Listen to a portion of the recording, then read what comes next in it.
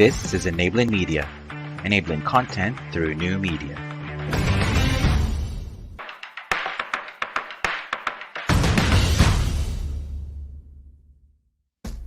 Hello, and welcome to Back 90.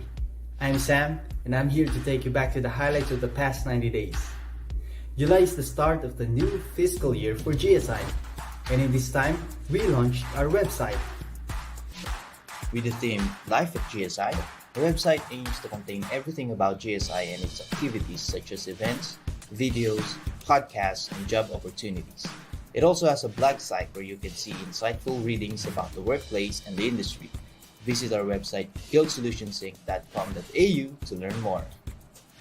We continue to stream learning sessions on our social media.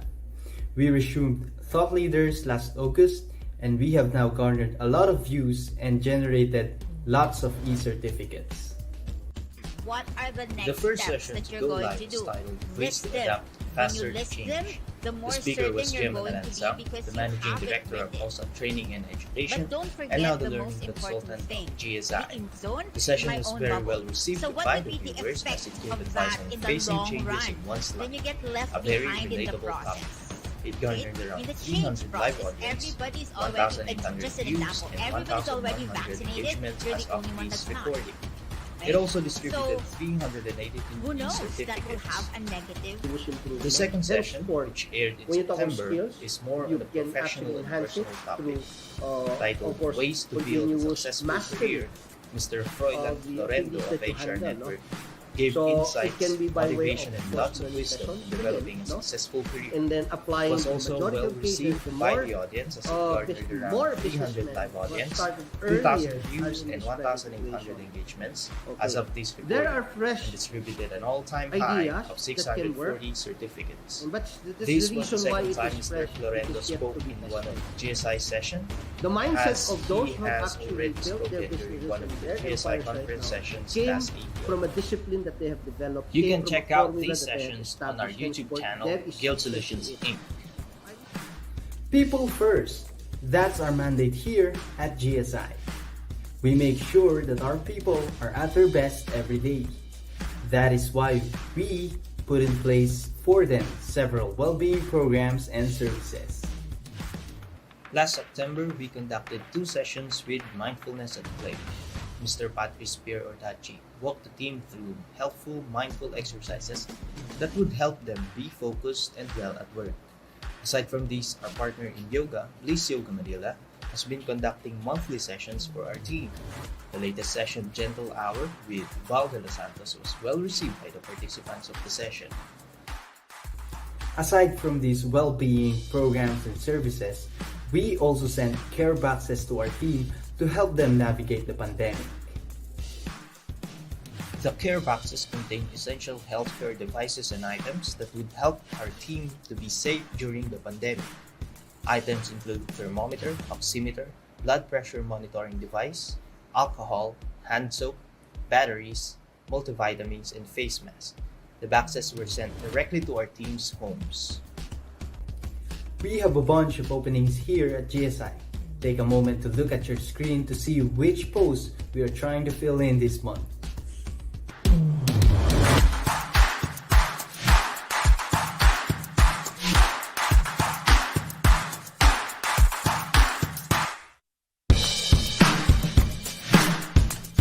And that's it for this quarter's roundup.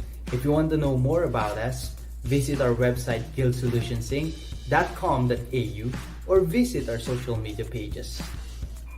Once again, my name is Sam, and thanks for watching. See you on January. We click the button and do another Back 90.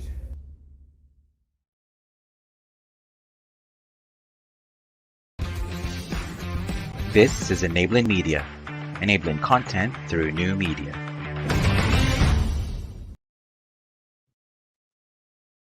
Hello and good day to all of you. To our viewers watching from Australia, good afternoon.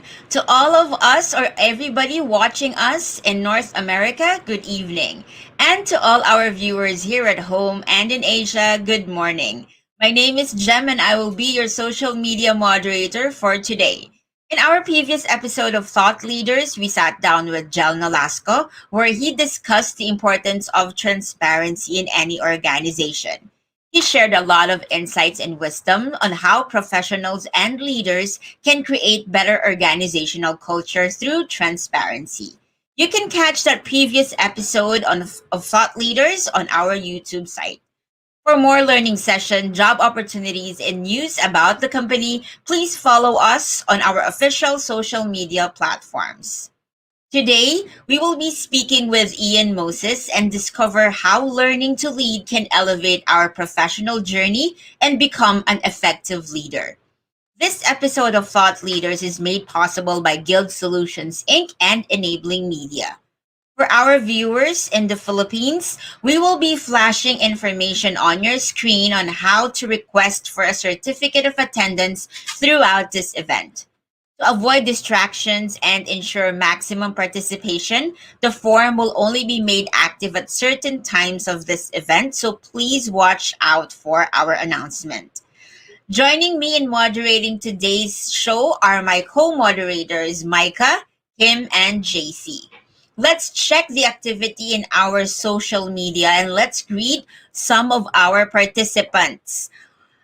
Good morning, Cecil Angeles. I also see here Carlos Noel. Good morning to you as well. Jel Nolasco is also in the house. Good morning. All right, we have a lot of people watching us today, and that is very good. If you have any questions regarding the show, or if you have questions later on directly for our guest speaker, don't forget to type them in. We're streaming live on Facebook, YouTube, and LinkedIn. We are now transitioning to the main show. You're watching Thought Leaders with Ian Moses. Together, we'll win.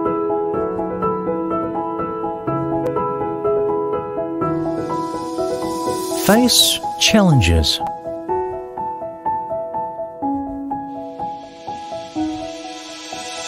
Overcome obstacles.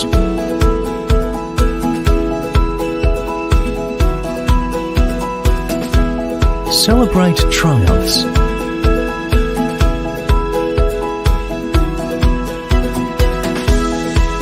A fusion of more than 50 years of exemplary business management and a passion for innovation.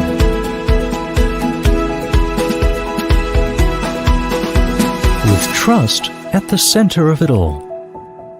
Life's definitely at ease. This is life. This is life at GSI.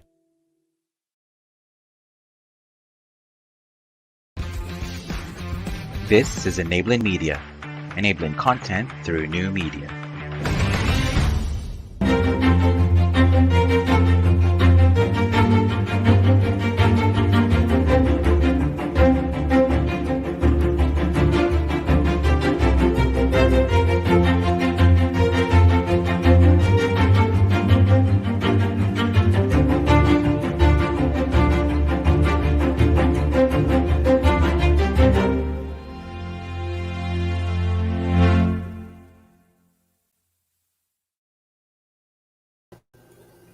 Good day to all of you. My name is Pancho and welcome to Thought Leaders, where we feature our very leaders to share their ideas, insights, and stories about different trends and issues in society and in the industry.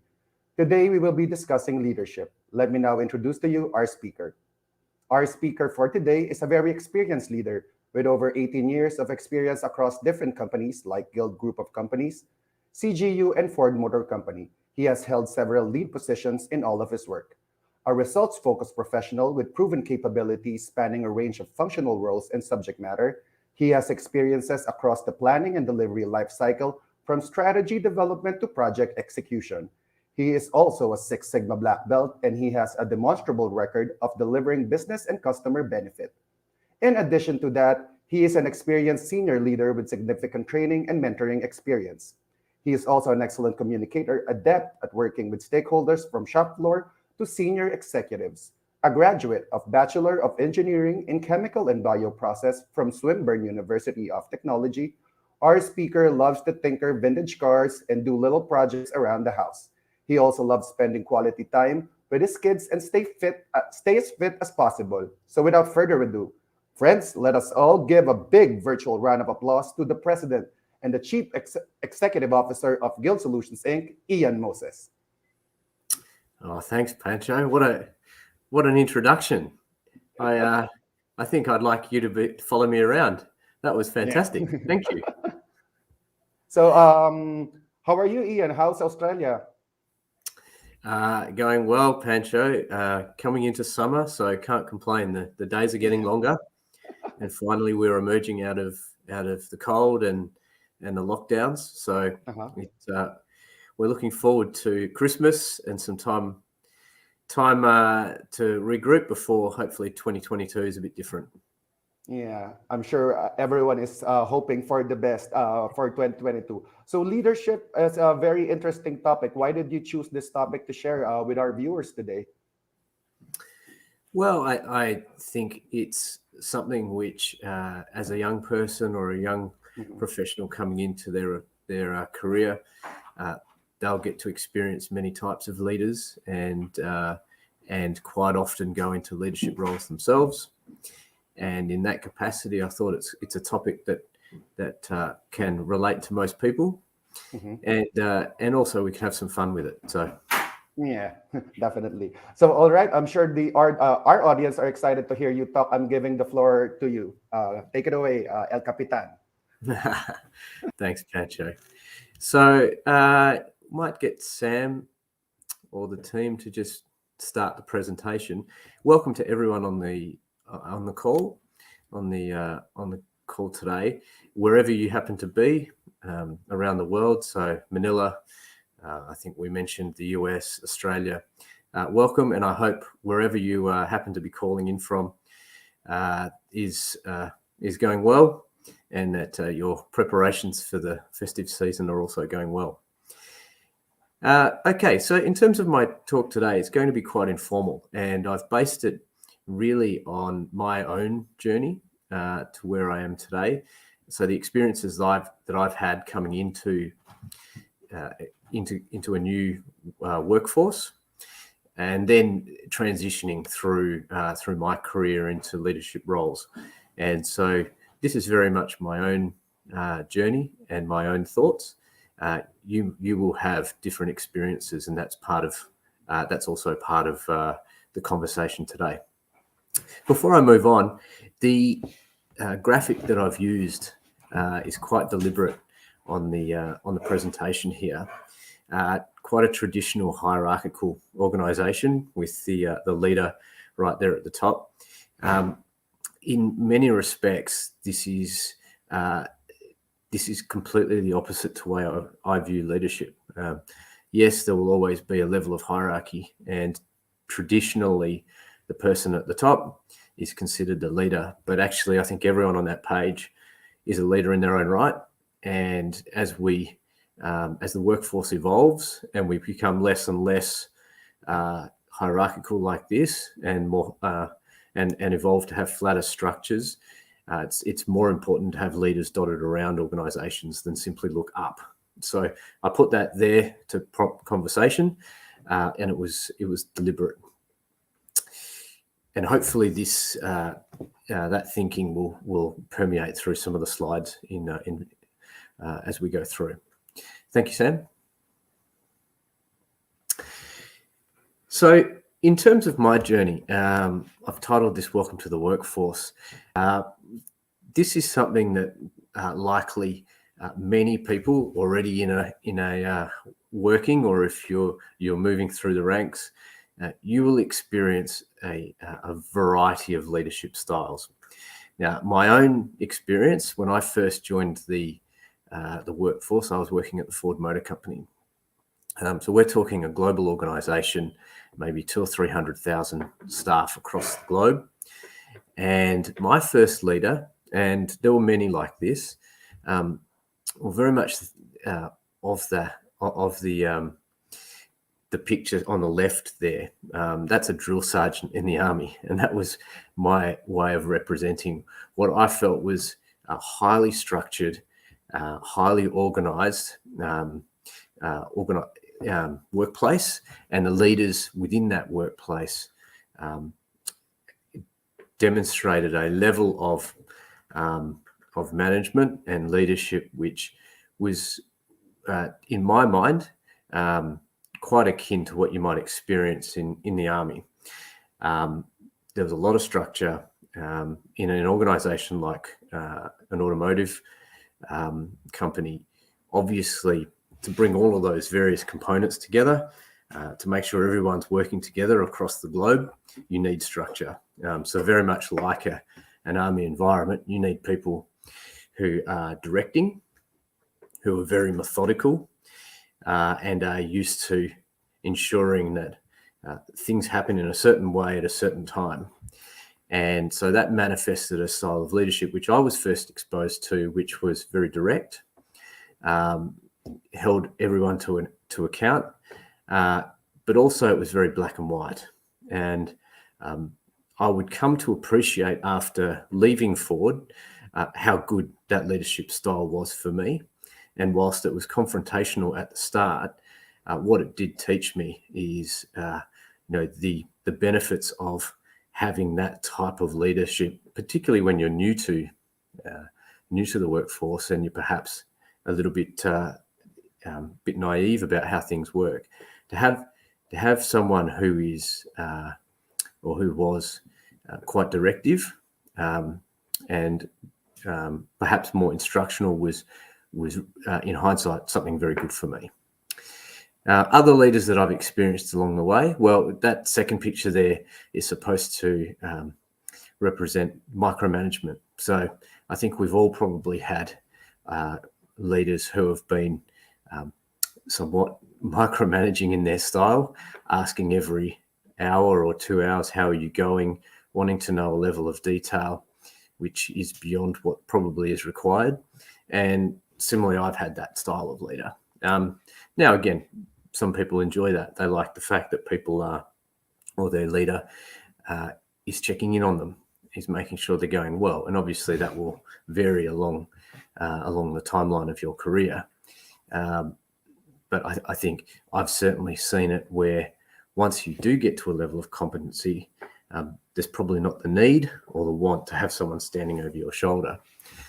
And that third picture, I've also had this style of leader, which that's the rocket scientist. So that's the very clever, really technically sound, and it might be in a technical environment like a Ford, or it might be a different type of discipline, but someone who's very good at what they do, but perhaps is so good at what they do that they then allow the people side of their role as a leader to perhaps fall by the wayside. And so that tends to happen in companies where someone is very good at what they do and they then get promoted, which is the natural way of how companies work. And you'll get someone in a technical role who's probably best suited to a technical role, but takes on a leadership role and then finds themselves perhaps focusing on what they used to do rather than stepping away and taking on that broader role. So that's just an insight into the leaders that I had, perhaps through the first 5 to 10 years of my career. Sam, if I ask you to go to the next slide. So at a point in time, like I say, maybe 10 years into my career at Ford, I became a leader. And this was an interesting period of time, 6 to 12 months. The first thing that I noticed, so the first day when I arrived in my shiny new office, I walked into a group, and there were maybe 10 in the group that I was leading, and there was a bit of infighting. And the people would come into my office and start telling me about all their woes, and wanted to get my help on sorting out their problems either at work or at home. And this was a bit of a shock to me because it wasn't what I was expecting to start with. I think I had in my mind I would come in and I would provide the vision, and we would all walk to the same drum beat, and it was going to be quite straightforward. And so my first impression was, wow, this is this is actually quite different to what I've been doing, which is largely doing my job, being a good team player. This is now expanding to really have some different challenges, and obviously the people side of leadership was something new, and it shaped me. And it was there was a point in time, maybe 12 months in, where I reflected on it, and whilst I initially really resented the fact that I was getting drawn into people's problems, my view was come to work, do your work.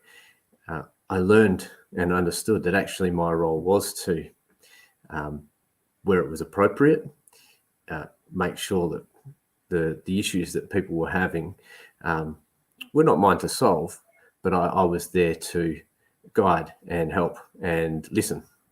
And it was something that I came to appreciate sometime into the role. The other thing that I went into the role in the first 3 to 6 months, I wanted to fix everything. So I was the mechanic, and I felt that, okay, I'm the leader. I'm supposed to fix everything. I'm supposed to know the answer. And again, over time, I learned that that's for me, that's not the case. And I'll expand on that a bit more.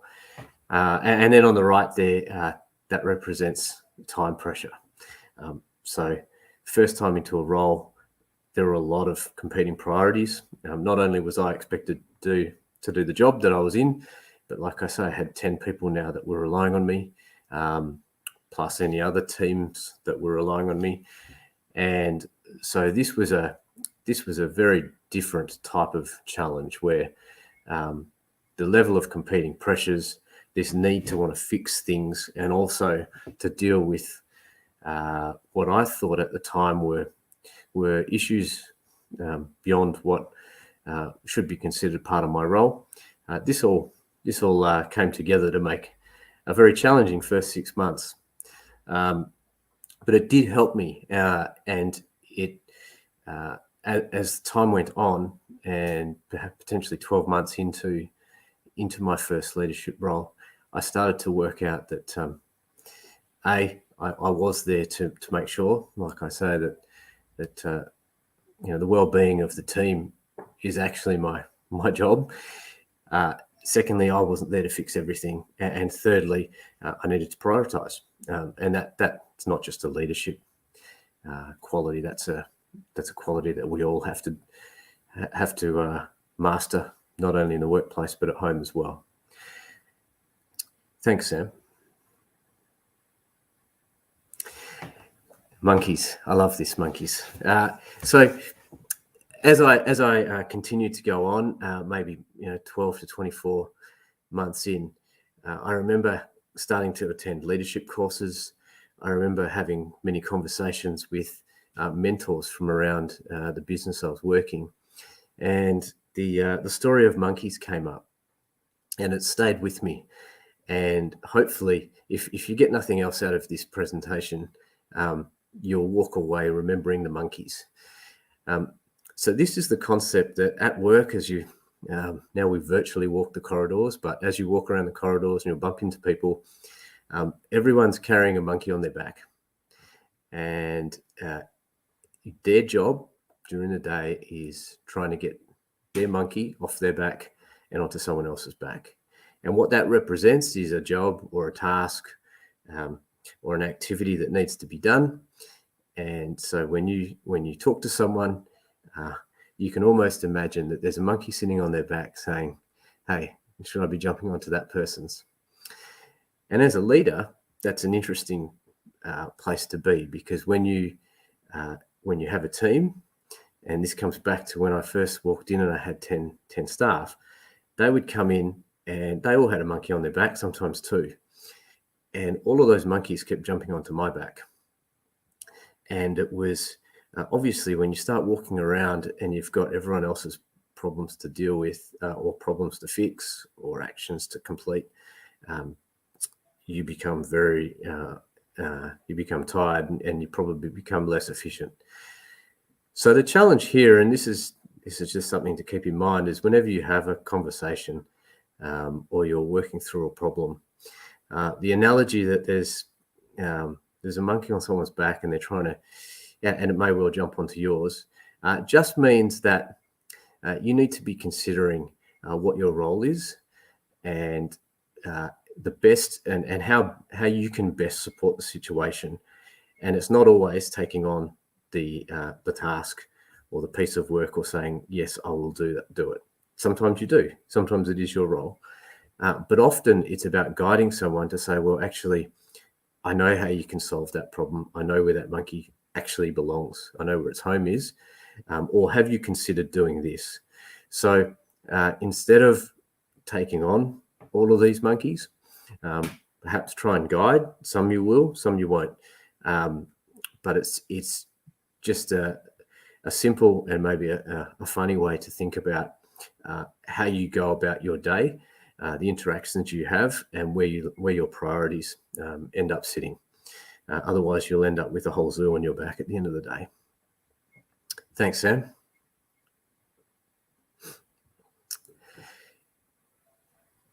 In a similar vein, so as you move through and take on more leadership roles, leadership positions.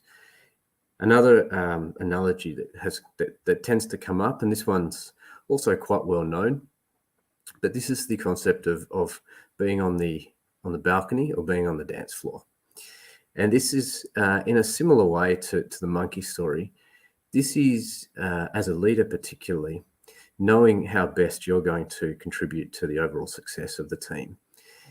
And in some situations, you will need to be on the dance floor. And the dance floor is where the activity is, where the tasks are being done. This is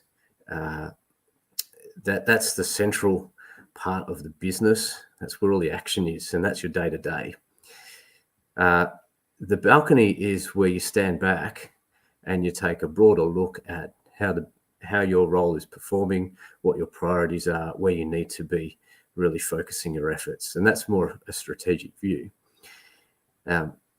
Typically what happens is, just from the pressures of day to day, we tend to get stuck on the dance floor. And if you think about even outside of work, what happens on the weekends, you've probably got a plan to build a new part of your house or do a big project, but you actually never get to it because you end up getting caught in the day-to-day of cleaning the house or running pets to the vet or whatever it happens to be. In a similar way, when you're working, it's easy to get caught up, particularly when you're leading a team, of being on the dance floor with them. And often this comes back to my point around being the mechanic and wanting to fix everything. Often our way of doing or showing that is getting in, rolling your sleeves up, getting involved with the work, but also doing the work. Now, there'll be times when you have to do that. That just happens in any role. But the alternative view is to say, well, you've got a team. If you have a team of 10, that's a lot of hours in the day.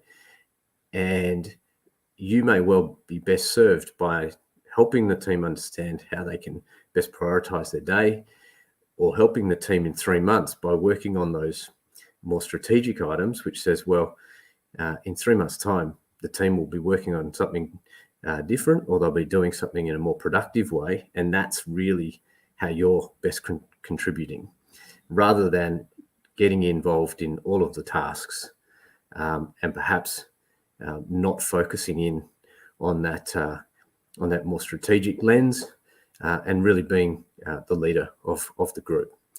So it's a fine balance. It's good in theory, but sometimes it's unavoidable. However, keep in mind that particularly as a leader, you need to make sure that you're contributing in the best in the best way possible. So it's similar to the monkeys.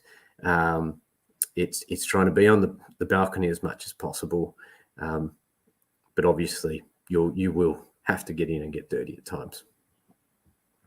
Thanks, Sam. And I just wanted to close with some thoughts on style.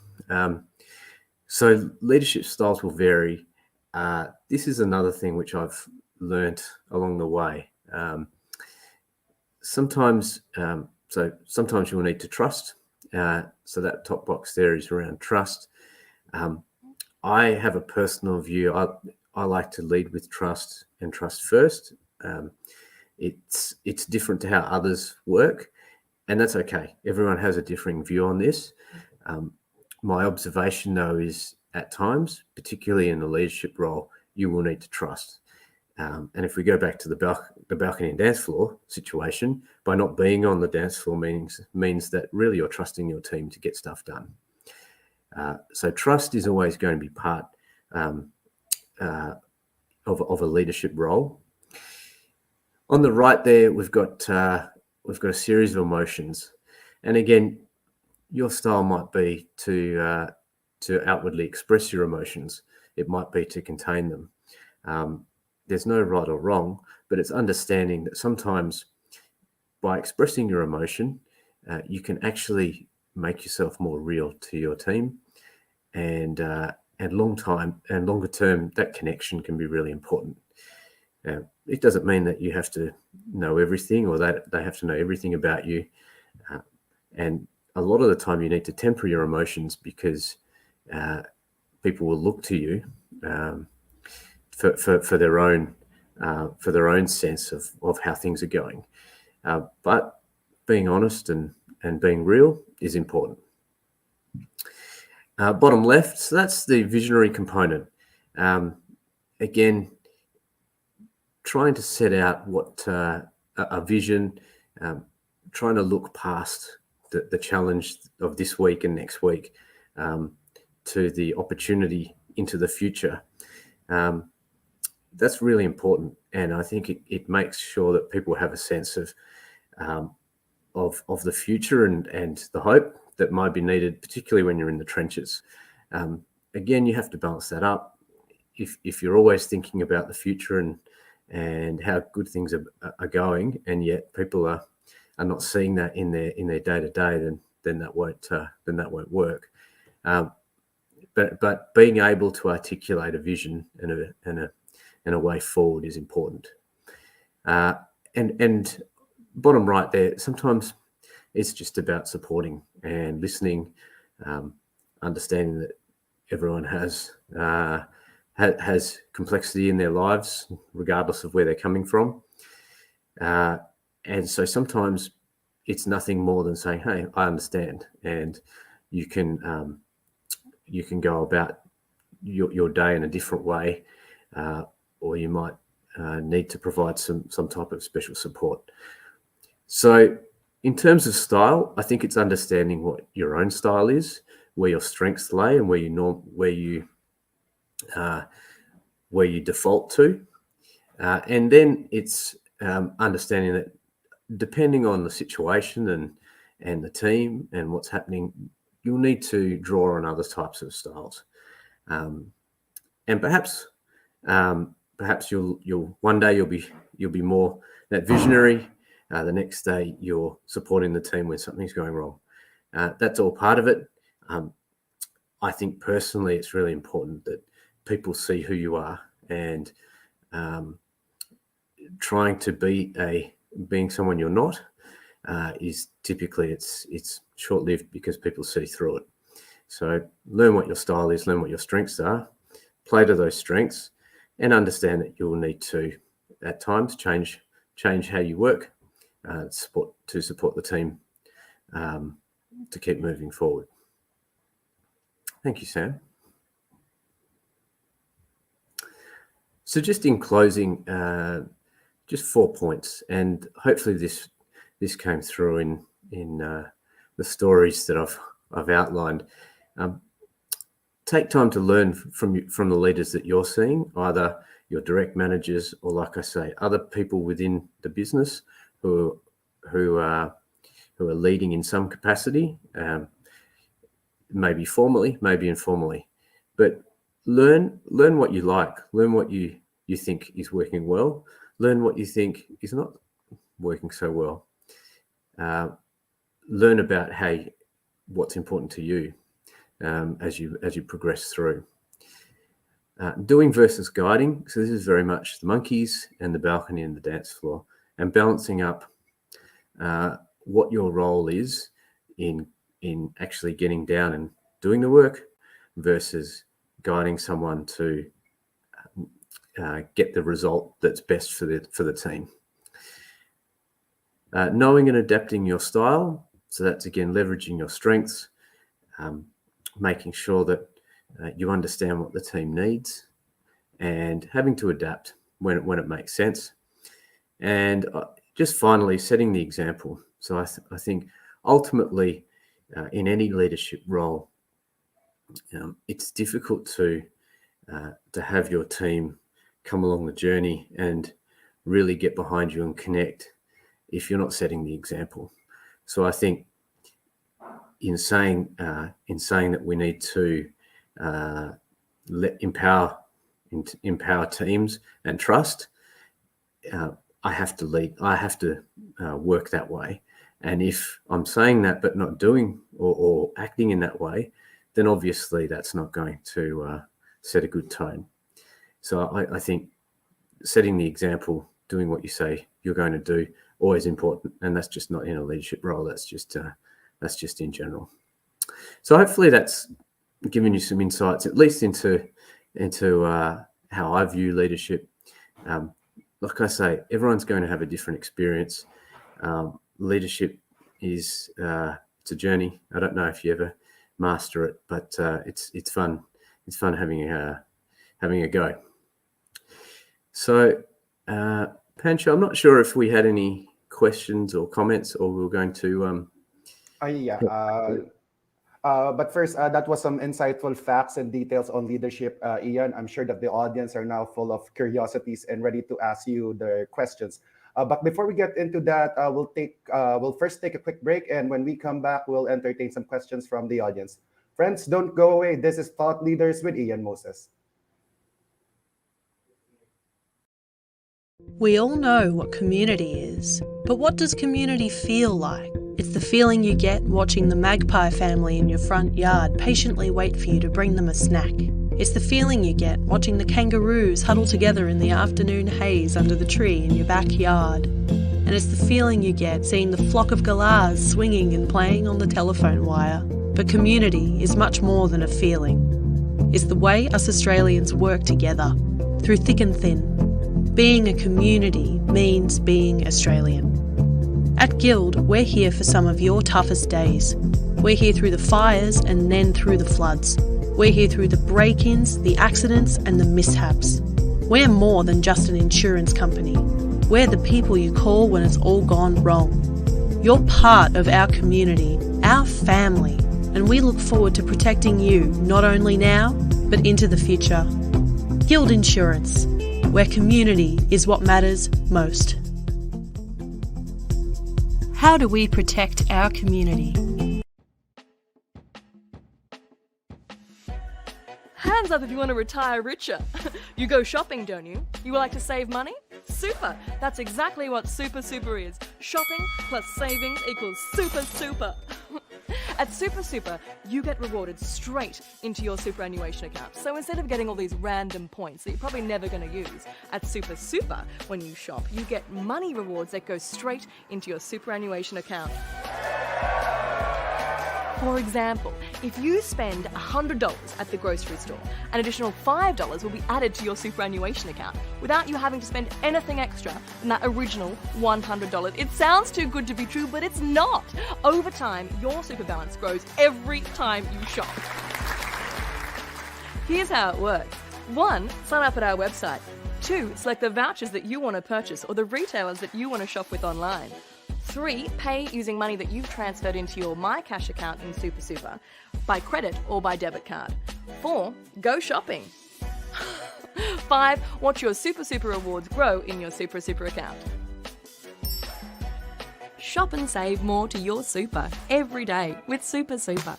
Shop it up and top it up. Shop, save, super, super, super, super, super. super. Shop it up and top it up. Shop, say super, super, super, super, super.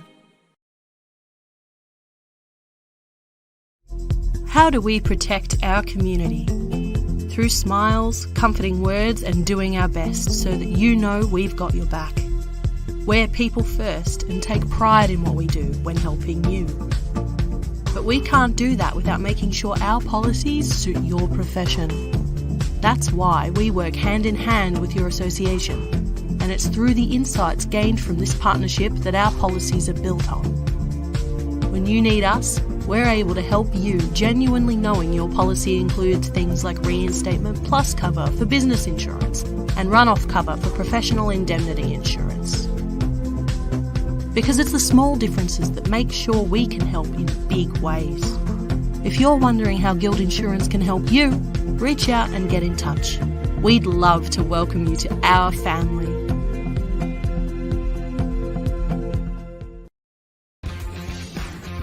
This is Enabling Media, enabling content through new media. We are back. We surely learned a lot from Ian as he shared his leadership journey. I will always remember the monkeys. It's really about guiding people on what to do with their own monkeys. That definitely sticks to me. Our request portal is now open for our viewers in the Philippines who would like to request a certificate of attendance. So just go to bit.ly/GSI dash cert and enter the information requested by the form. I am now looking at our comments, our social media comments. Let's check them out. Good morning, Floor. Good morning, Rasul. Good morning, Cristel. From Pangasinan. Wow. All right. I think we have some interesting questions from our viewers and also our moderators. I hope you're ready for them, Ian. Let me check in our comments. We have one comment here from Rolito Salmo. His question is, what will be the best guiding principle in resolving between two or more opposing or different views as a leader? Oh, well, thank you for the question, Relito, I think it is. Look, sometimes it's okay to disagree. And in fact, we do it all the time. So I think my view has always been when dealing with perhaps disagreements in the workplace or even at home with my own children, is remaining calm and objective and understanding the point of view of each person.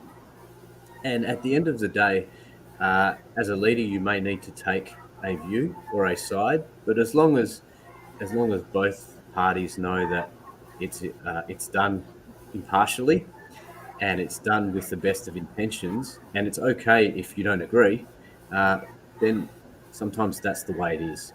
Um, it's not always the case that you can get everyone to agree on anything, um, or you might not have the ability all the time. So um, I think when dealing with situations like that, as long as the team understand that you're being consistent and objective, then it's more likely they'll accept that even if they don't get what they wanted, they understand why. All right. Thank you. That's very good, Ian. We also have one question here from the moderators. As a leader, can you share with us some tips or strategies on how do you make sure projects and tasks of your people stay on schedule? Sure. Okay. So I think the reality is that when you first start to work with a team, um, you probably provide a greater level of oversight and a greater level of involvement upfront. As you get to know your team, that's where the trust builds, and you get to step away a little bit more. So naturally, there'll be a different level of involvement um, based on how long you've worked together. Uh, Generally, what I like to do though is allow people to come up with their own deliverables own the project plan, own the milestones, because then that gets that gets their buy-in. So rather than be discreet about every little part along the way, particularly when you're working with senior members of the team or very experienced team members, often they'll know more about the underlying process than I do. So we'll agree on what good looks like, and I'll allow the team to shape the plan to meet the requirements. And we'll check in along the way. And obviously my job is to help make sure that things happen. So that's generally how I view it, and it will vary on the basis of what projects look like. But again, I'm there to be on the balcony, and I want those who are on the dance floor to allow themselves to understand how they want to work, rather than me dictate it. Thank you, Ian. There's another question here which I think is related similarly to the previous question. This is from I Tupas. Good morning. She's saying good morning. In what ways or how do we able to monitor how progressive the performance of the people we are trying to lead? Sure. Thank you for the question. Well, in most corporations now, at the start of a period of time, typically a financial year, there'll be a conversation around what your goals are for the next 12 months. So obviously a good way to start is to have a common understanding of what good looks like for that particular role, and also an understanding of what for each person, what they want to achieve beyond that, for day-to-day tasks or role. So we'll often have a conversation about, okay, well, this is how the business has to perform, but on a personal level, what is it that you want to be doing? What role do you want me to help you get? And we'll set some targets, or I'll help you achieve that by doing A, B, and C. So I think having honest conversations about what you're trying to achieve makes it then easier to down the track assess how someone is performing.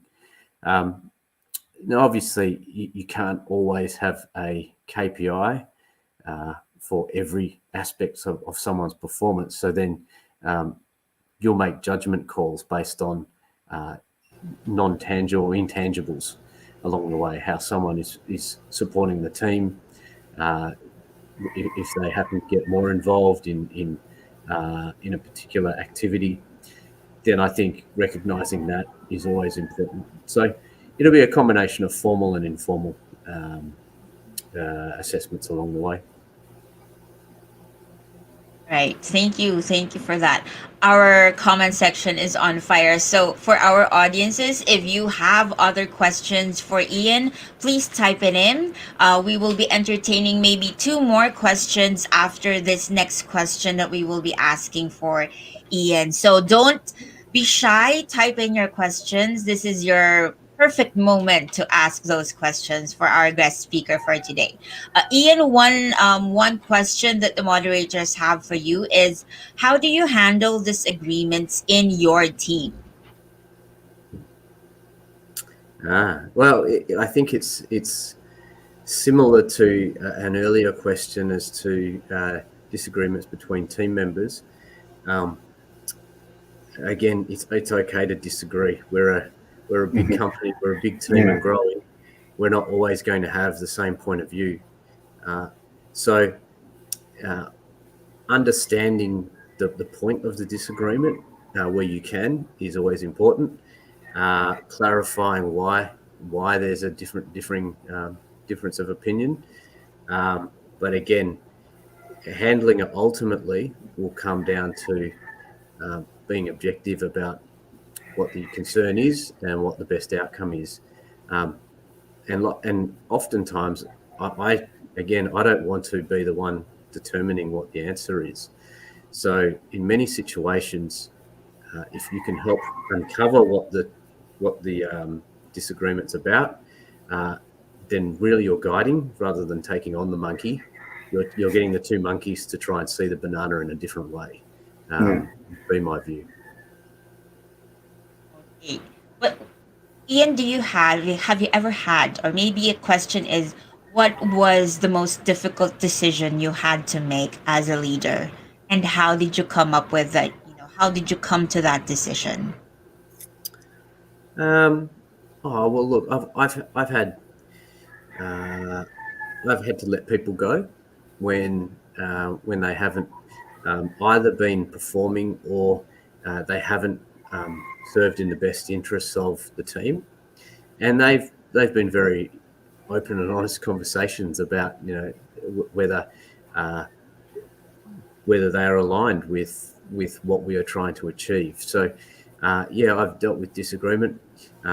There's always a level of animosity between certain elements of a business. Ultimately, it's again bringing them back to the same common ground, or the common purpose. Making tough decisions ultimately is what I'm paid to do. So if it comes to that, then letting people go, I guess, is the toughest decision, or having some difficult conversations around expectations for next time. So I've had to do that. I've never had to physically separate anyone, thankfully, but it's got heated, and perhaps some of my earlier experiences taught me that whilst you can get very heated, ultimately you walk away and come back, and if you're all in for the right purposes, then okay, you get on with it, and forgiveness is okay, and you move on. So I hope that gives you some understanding. Thanks, Ian. I would say that the emotion part of performing that action is really going to be challenging as a new leader, but it takes a lot of practice to be able to deliver a message, especially when you're letting go people. There's another question that we have from our audience, from Yula Ebias. How do you continue to grow and develop as a leader? Yeah, it's a great question, and I think I'm glad you're asking that question because it is continuous. So I look around at those where I see what I would consider excellence in leadership, who inspires me, and what is it about them that I like, which I would like to incorporate. Obviously, you ask people around you, and you observe how your leadership style is either being effective or not, and you reflect on that. You can do formal courses, etc. I tend to be, I like formal courses. In the early days, I did a lot of that, but I tend to now sort of learn more through observation. And also, I learn through my team. I think the fact is that the workplace is changing so quickly. When I started as a leader, it was very traditional. Everyone, it was a long time ago now, but it was a much different world. So leadership is evolving just out of necessity. So some of the areas around trust, transparency is becoming more and more important because we're not all sat in the same room together. I can't make the connections that I once could. So I'm growing through necessity as well, and I'm watching what's on how others are doing it and doing it more effectively than I am. So formal, informal, and I think observation is how I continue. This is going to be our last question from the audience. This is from Eds.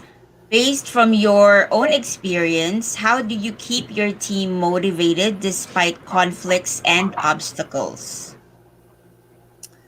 That is a good one. I guess maybe what I'll do is I'll reflect on my first leadership experience again, where I had a team of about 10, and there was conflict from day one, differing backgrounds and styles, etc. I think firstly, it was important for them to understand that I wasn't taking sides, and that my role was to, by hook or by crook, get us working productively, and that I was going to set the tone and have some principles in place that would define how I worked and how I expected the team to work. And I think through demonstration, they understood that. So after a period of time, behaviours which were perhaps allowed or they thought they'd get away with or were problematic started to be one by one. They started to go. So I think setting the foundation and the expectation up front was important. And then I like to make sure that people are rewarded and recognised. So it's always my view that success is the team. It's very little to do with what I do. If the team are performing well, then it's due to them. So making sure that when the team is going well, you reward them and you recognise people, and it's sometimes it's just all it means is saying well done, good job, rather than anything else. So setting the expectation, making sure people are rewarded, and ultimately, there's always going to be a hard conversation or two. So dealing with issues is part of it, and not ignoring underlying concerns which will take you off track. And some time. It takes effort. It maybe took 6 months for everyone to accept that yes, we had a good working team, and maybe 12 months until we were really effective with a few people maybe changed in and out. But it was a combination of all of those things.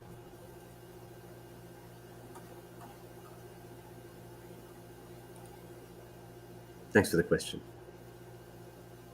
All right. That's going to be our last question. I'm pretty sure that the audiences are, if ever guys you have other questions, you can still type them in the chat box, and the team would be gladly we'd get back to you for that. Pancho? Jem, thank you so much for moderating. Always a pleasure. We'll see you soon. Yeah, thank you. Bye. And Ian, thank you for being here today. As always, another great session. I've learned a lot from you, and I'm sure all of our viewers did as well. Thanks, Pancho. Great speaking with you. Thanks for all the questions, and I hope everyone has a very safe holiday period. All right. We'll see you soon. See you soon. And thank you all for joining us today. We hope that you learned a lot from this session. On behalf of our team, our technical director, Sam Sutare, today's social media host, Jem Manalansang, our co-moderators, Micah, Kim, JC. My name is Pancho, and this is Enabling Media. Enabling content through the new media. Maraming salamat po. Thought Leaders is brought to you by Enabling Media, enabling content through new media. Check out more Thought Leaders episodes on our YouTube channel.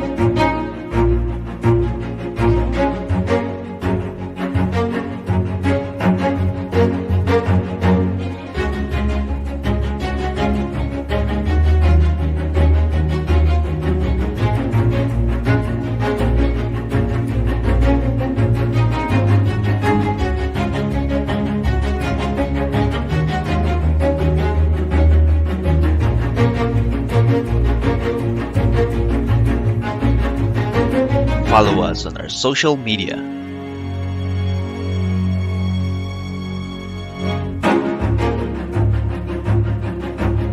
And visit our website guildsolutionsinc.com.au.